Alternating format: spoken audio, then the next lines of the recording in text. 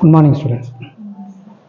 So today let us discuss the topic on Einstein's coefficient of radiation field, and it is a semi-classical treatment. So we are going to take the results of classical results and we are going to apply into quantum mechanics and we will get the results. So there's a connection between classical results and quantum results. So what we call this as a semi-classical treatment. And of course we have been discussing so far on time dependent perturbation theory. So the most important applications of time dependent perturbation theory is to study the absorption and emission of radiation. So of course we know about this concept, absorption and emission of radiation, to study the matter, to study the atom, to study the structure of the atom. So this is used. And we know that the absorption and emission took place right from Planck's idea, Planck's distribution of, spectral distribution of energy of thermal radiation in a cavity. So from there, Einstein in the year 1916 and 1917, he took the ideas of Planck's spectral energy distribution and carried out induced absorption, spontaneous emission and simulated emission. But the most elegant approach, it was done later in new quantum mechanics by Paul Dirac. So Paul Dirac derived a particular equation about the concept of absorption and emission on a paper, Quantum Theory of Absorption and Emission of Radiation by Paul Dirac. So very, very famous paper.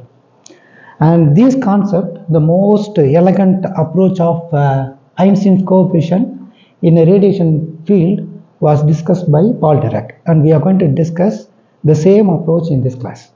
So this is the idea. Okay. As I said, induced absorption, spontaneous emission and stimulated emission. So three concepts are here. Einstein's coefficient in a radiation field, we are going to discuss three concepts. One is absorption, another one is emission. So induced absorption, spontaneous emission and stimulated emission. So we know that this one takes place only by means of the light interacts with the matter. Light interacts with an atom. So when light interacts with an atom, the electrons will gain the energy from the external perturbation and it will go to the excited state. So this is called induced absorption. So induced absorption mainly depends on difference between these two energies, E2 minus E1. If you consider E1 as initial energy and E2 is the final energy, the difference between these two will give us, divided by H, will give us the frequency. So we know. So this is induced absorption. This induced absorption, the value which is exactly matches with the value obtained by Planck, that is spectral density, energy spectral density. Okay. So similarly, next one is stimulated emission. So all these electrons, they will go to the excited state due to the external perturbation, and sometimes the electrons, they will stay only 10 power minus 8 seconds. The lifetime is very, very small. So they will come down with spontaneously, or by means of stimulated of external perturbation, they can come down. So there are two possible ways from the excited state to ground state. There are two possible ways. So out of two possible ways, spontaneous transition, that is from excited state to ground state, this will have multi-direction. This will not have a unidirection. Random phase. So incoherent transition will take place by means of spontaneous transition. Whereas in the stimulated transition, there will be two photons will be obtained. One photon from the electron, which has already gained from the external perturbation. Another one is from the external perturbation itself. So there will be two photons and they will come out coherently. So this is coherent emission, this is incoherent emission. This coherent emission, number of electrons are there and continuously they will emit. So they will emit continuously coherently, what we call this as laser action.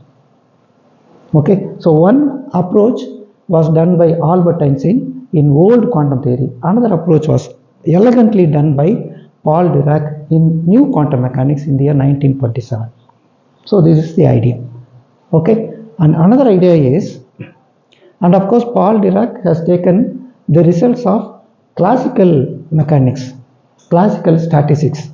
Maxwell-Boltzmann statistics is called classical statistics. So he took the expression from classical statistics and he equated the expression for induced absorption and emission in new quantum theory. And in fact, when he when he equated these two, he could find out some discrepancy.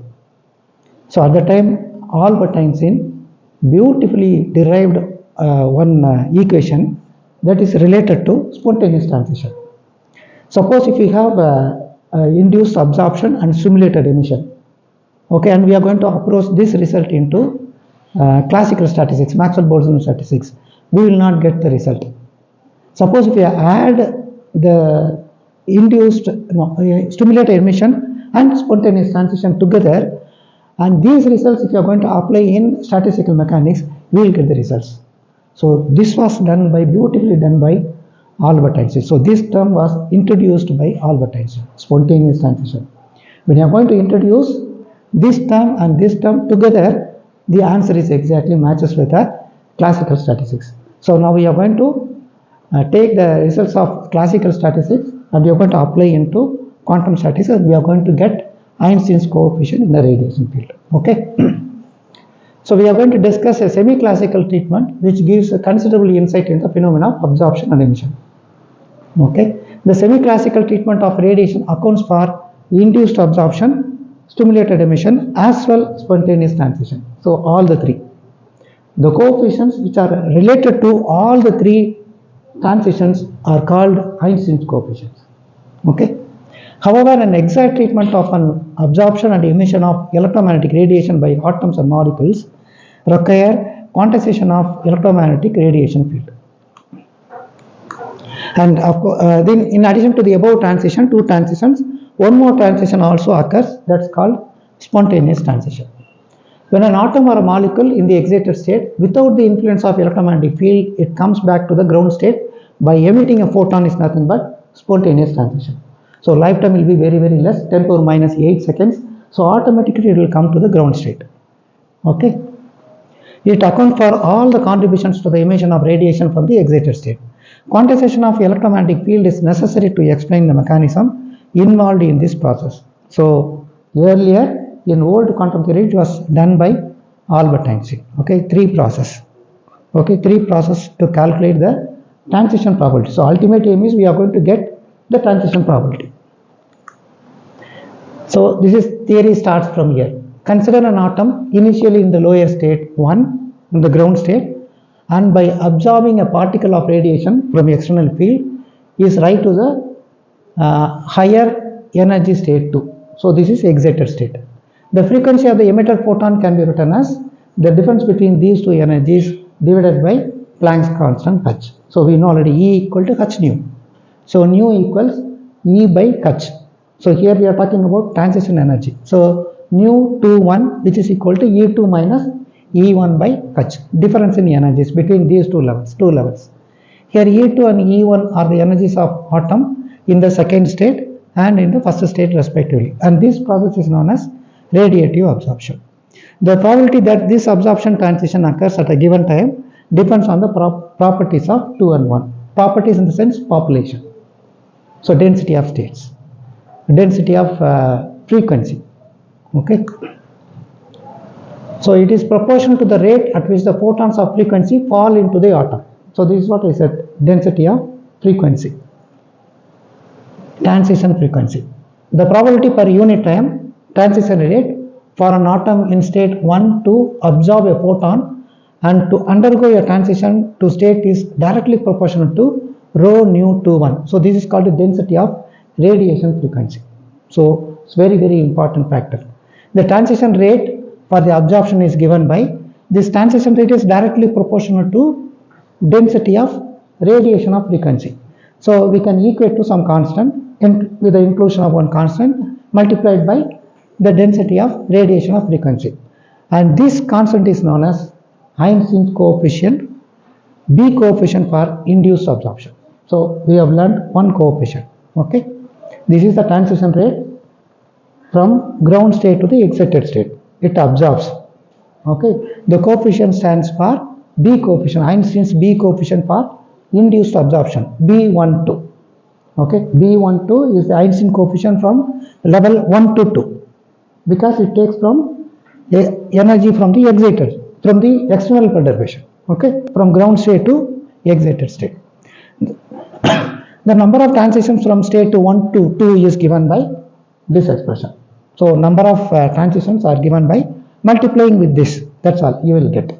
So N1. Okay, N1. N1 is the population in the ground state. Similarly, the number of transitions from state to 2 to 1. So now all the electrons have gone to the excited states. So population is more in the excited state, N2. So they will have to come down. Okay, when they come down and look at the expression N2 B21, earlier B12, this is B21. So B21 is another Einstein's coefficient, B coefficient for stimulated emission. So we have learned two coefficients, one is B12, another one is B21. B21 stands for Einstein coefficient for stimulated emission. Suppose if we consider a thermal equilibrium, B12 equals B21. We can consider exactly a thermal equilibrium. Then we can equate this expression into the previous expression. So we can equate these two expressions. Correct? So when we are going to equate these two expressions, provided this condition, with this condition, and N1 becomes N2. Correct? N1 becomes N2. Suppose if we are going to equate these two coefficients, if we are equal at thermal equilibrium, then we can say that N1 equals N2. N1 equal to N2, just as we are going to apply into classical statistics, Maxwell-Boltzmann statistics, this is not in accordance with the Boltzmann distribution. So we are able to get only the wrong answer. I repeat, we have B12 equals B21, it becomes N1 equals N2. When N1 becomes N2, we are not able to get the results which is in accordance with the Boltzmann's distribution law. Okay, so where K is the Boltzmann constant and T is the absolute temperature. So we have used Maxwell-Boltzmann statistics and we are not able to get the results. So now Albert Einstein beautifully introduced another coefficient. This is another coefficient, spontaneous emission. So now we have three coefficients. Earlier we studied only two coefficients. This is for induced absorption. This is for stimulated emission. So we used only B12 and B21 in the earlier expression. We were not able to get the answer. Okay, this is called semi-classical treatment. Whereas Albert Einstein introduced this concept, this idea of spontaneous emission. Sometimes electrons may come from excited state to the ground state without emitting the electrons, without emitting the radiation, and this coefficient is known as A21, the spontaneous emission. Okay, but this will happen only incoherently. So this will happen coherently. Okay, and this will have two photons. This will have only single photon. Okay, so the electrons automatically will come down because of the lifetime is 10 power minus 8 seconds, very less. So now there are three coefficients, one for induced absorption, another one for spontaneous emission, another one for stimulation. Now we are going to add these two transitions in the previous equation. Here we have only one transition, B21. Correct? This is B21. This is for the emission. This is for the absorption. And emission, according to the figure, the emission takes place with the two transitions. One is for spontaneous emission, another one is for stimulated emission. And we are going to add here. This is for stimulated emission. We are going to add spontaneous emission. That's all. See, look at here. The transition from excited state to ground state is nothing but this one. Okay. So this is for spontaneous emission and this is for stimulated emission. So now you add these two. So total probability P21 from the excited state to the ground state is given by this equation 7.84. Now as usual, just equate these two. We are going to equate these two. Okay, so this is for induced absorption. This is for total emission, including spontaneous emission and stimulated emission. Okay, these two. Now you calculate N1 by N2. Okay, so n1 by n2 will give you this expression, correct? So you have n1, you just divide by n2, you bring this term to the denominator on right hand side, you will get this equation 7.86. Okay, any doubt? It's very simple one. Now we are going to equate to Boltzmann distribution using Maxwell-Boltzmann statistics. Now we are going to use. So n1 by n2 is given by e power minus e1 by kt1 divided by e power minus e2 by kt2. So simplifying this one, we will have this. Okay, e power minus e1 minus e2 divided by kt. But here minus is there. We studied only mu21 equals u2 minus e1 by h. So you just reverse it. So it will give you minus sign. That minus and this minus will get cancelled. You can write e power h nu 21 divided by kt. Replacing this. Can it out? Any doubt according to this equation? Now we are able to get the answer. See, exact answer. Now we know that n1 by n2, the previous one, here already I have written. n1 by n2 is given by this expression obtained in terms of induced emission, absorption, stimulated emission, and spontaneous emission is given by this. This expression from Maxwell-Boltzmann statistics. You compare these two and get the results. So this is equal to this one. Is it okay? Now cross multiplying, we will have A21 plus B21 rho nu21, okay, density of radiation of frequency, which is equal to this term multiplied by this term. Any doubt? Now A21, this term you bring this term to that side, we will have this term. Just take the common term out, you will have rho nu21. So rho nu21 is equal to this expression. Okay. Now at thermal equilibrium, you just equate these two, we will have this expression. Equating these two will give you can pull this common term out because B21 equals B12. So this must be your B21. Here also B21. You bring B21 common out, you will have rho nu2 which is equal to A21 divided by this denominator. Okay, is it okay? Now we are going to compare the Planck's radiation formula, which I said earlier. So we are going to use Planck's radiation formula, energy spectral density for all the wavelength. So we know already this expression already. So we have rho nu equals 8 pi h nu cube divided by c cube multiplied by 1 divided by e power h nu by kt minus 1. So we are going to compare this expression with this expression. Okay, of course this will happen in a cavity. Okay, this is for induced absorption due to the external field, due to the transition. So we are going to compare these two. When you are going to compare these two, you will have see, these terms are equal. Rho nu, these terms are equal. So we can have A21 divided by B21 is remaining term. So A21 divided by B21 equals 8 pi h nu cube divided by c cube. And we have assumed this one. That we should not forget. Okay, we have assumed already B12 equals B21. We have already assumed, and after that only we are able to obtain this expression. So A21 divided by B21. So we know that the transition rate for the absorption is the same as that probability occurrence per unit time. Probability occurrence per unit time. Okay, hence B21 equals 2 pi by h bar mu ml. Okay, this is mu ml stands for dipole moment. So dipole moment expression is given by mu ml equals ER sandwiched between these two wave functions, ket and bra vectors. What is the dipole moment? So we have two charges separated by a distance. So it's a dipole moment. So whenever there is electromagnetic waves, the charges will be separated. We know already. So 2 pi by h bar mod dipole moment square. You just substitute here this expression. So we have B21 equals 2 pi. You pull this E out because square term is there. So E square divided by h bar and this term. Okay, this is the expectation value of the radial distance. Okay, square of. And So A21, we know expression for this one earlier. A21 divided by B21. So A21 divided by B21 is given by, we know this expression. Okay, so from that A21 equals B21 multiplied by this term. So now instead of B21 you substitute this expression.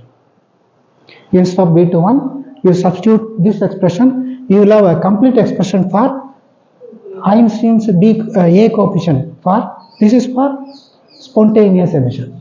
So this is for spontaneous emission. Einstein's A coefficient. Okay. So A21 is given by, you multiply these two, that will give you 16 pi squared E squared h nu cube divided by h bar c cube and the expectation value of the radial distance, square of the expectation value of the radial distance.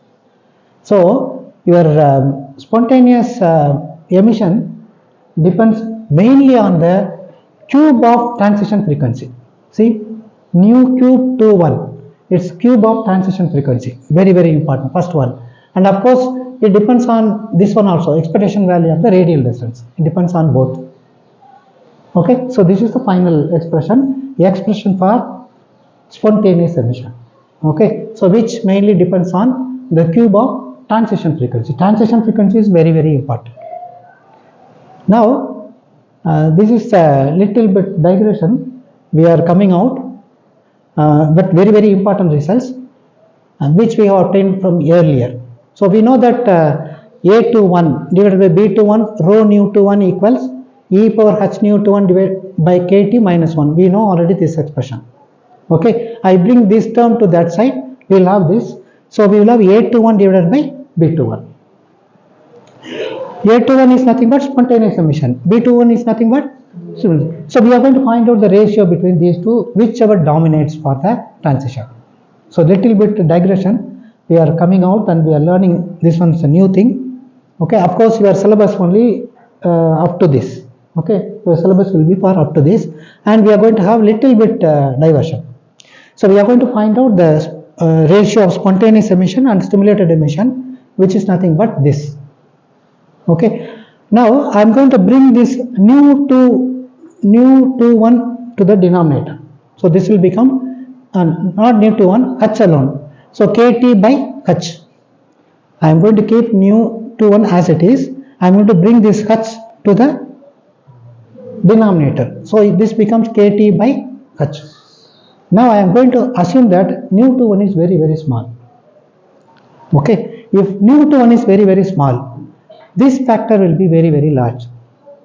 Correct? Because kt by h, that factor, denominator factor will be very large.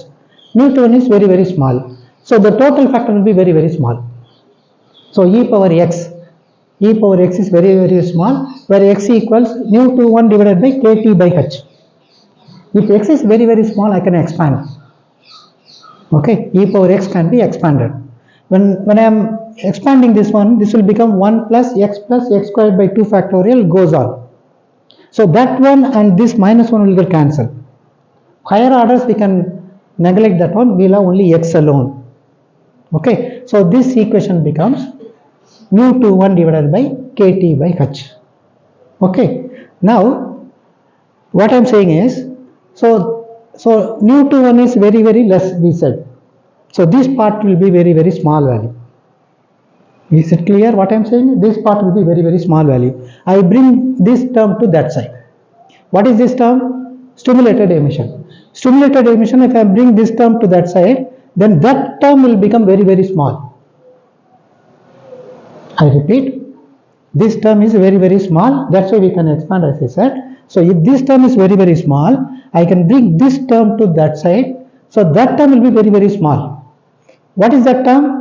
Stimulated emission. So stimulated is very small. So number of stimulated is very small compared to that of spontaneous emission, provided this condition is satisfied. Okay, this condition is satisfied. Suppose if the radiation frequency is very small, spontaneous emission will be very large compared to that of number of stimulated emission. Is it okay? This is one condition. Then another condition is, suppose mu 21 is very larger than that of kt by h. So in that condition, this expression will be as it is, e power x. You can't expand when x is very large, and this value will become very large. Okay, if this factor is very large, stimulated emission also will be very large. So we can say that number of spontaneous emission is very small compared to that of number of stimulated emission, provided nu2 is very larger than that of kT by h. Okay, so this is the idea about digression, little bit away from the subject, but your syllabus is exactly up to that equation 7.101. Okay, so in this class we discussed about induced absorption, stimulated emission and spontaneous emission, and related to all the concepts of coefficients, okay, which we call this as Einstein's coefficient for induced absorption, stimulated emission and spontaneous emission. Okay, so thank you students, we will see in the next class.